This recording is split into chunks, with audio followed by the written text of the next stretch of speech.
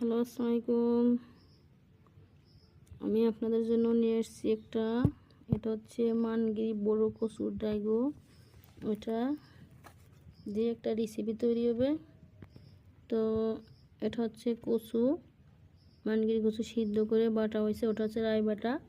আর এটা হচ্ছে মরিচ, কাঁচা মরিচ, রসুন, পেঁয়াজ, জিরা, গরম মশলা, এটা বাটাই মশলা করে এর ভিতরে দিয়ে কিছুটা মুরগির মাংস, হালকা ঝাল মরিচ পেঁয়াজ দিয়ে ভাজি করে এর ভিতরে দিয়ে একটা রেসিপি তৈরি করা হবে।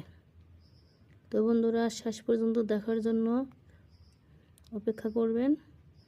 তো আমি পুরো রেসিপিটা শেষ পর্যন্ত দেখাবো। এটা হচ্ছে মশলা পাটায় বাইটে নেওয়া হয়েছে। তো এটা হচ্ছে মশলা করছি।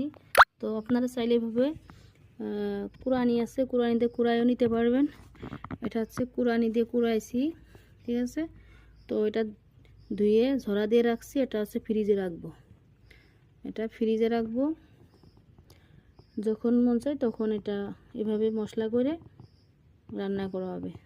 তো আমি এটা এরকম বাইটেও করতে পারবেন এবং এভাবে কুড়ানি দিয়ে কুড়াইও করতে পারবেন।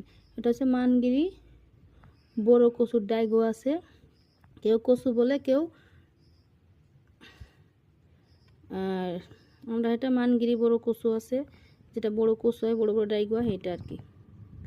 তো এই যে দেখেন কিভাবে কুড়ানি দিয়ে কুড়াই নিচ্ছি। তো এটা ধুয়ে রাখা হয়ে গেছে, ধুয়ে রাখছি।